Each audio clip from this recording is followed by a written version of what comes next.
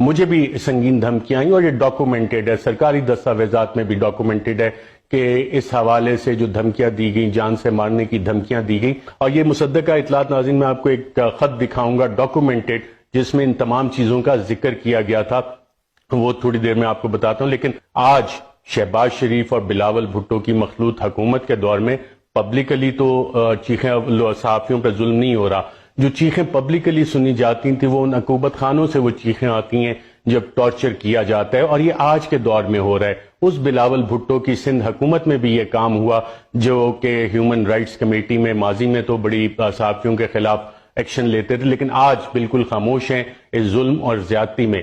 شاید شریک جرم ہوں گے اور انہیں سب چیزوں کا پتہ ہے کہ یہ کیا ہو رہا ہے. کہ نوجوان صحافی جمیل فاروقی، ان کو جس طرح سے گرفتار کیا گیا اور انہیں تشدد کا نشانہ بنایا گیا، انہیں برہنہ کر کے تشدد کا نشانہ بنایا گیا. ان کے جسم پہ یہ نشانات موجود تھے جب وہ باہر آئے اور اسلام آباد انہیں ٹرانسپورٹ کیا جا رہا تھا. اور اس کا قصور کیا ہے جمیل فاروقی کا؟ جمیل فاروقی کا ناظرین قصور یہ ہے کہ وہ عام پاکستانی کی بات کرتا ہے، عام پاکستانی کے حقوق کی بات کرتا ہے، وہ سوال کرتا ہے، ایک عام پاکستانی کی طرح سوال کرتا ہے ان طاقتور حلقوں سے جو کہتے ہیں کہ جناب ہم تو کسی قانون کے تحت نہیں آتے، ہمارے بارے میں اگر تم سوال کرو گے، آواز اٹھاؤ گے تو تمہیں نشان عبرت بنا دیا جائے گا. عمران ریاض خان کی استقامت اور بہادری کو باقاعدہ طور پہ میں سلام پیش کرتا ہوں کہ 2 درجن سے زائد اس کے اوپر مقدمے کیے گئے، اور جب اسے گرفتار کیا گیا تھا، ایک تھانے سے دوسرے تھانے، ایک عدالت سے دوسرے تھانے لے جایا جا رہا تھا، تو اطلاعات یہ ہیں کہ اس پہ بھی ان ہیومن ٹریٹمنٹ اس کے ساتھ کی گئی. جس طرح دہشت گردوں کے اوپر کالا کپڑا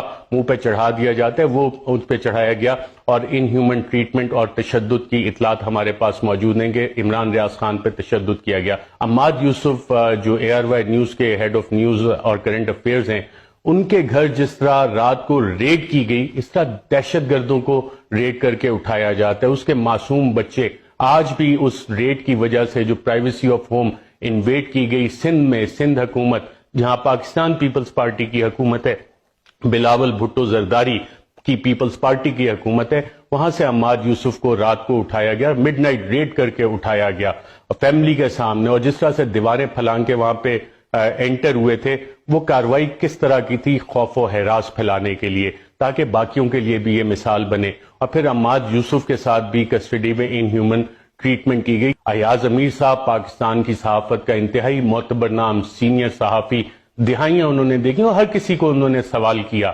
جب ایک رجیم چینج کے حوالے سے انہوں نے بات کی اور ایک سیمینار میں شرکت کی جس میں عمران خان بھی موجود تھے، تو انہوں نے کافی ساری ایسے باتیں کیں کہ جس سے چند طاقتور حلقے انتہائی شدید برہم ہوئے.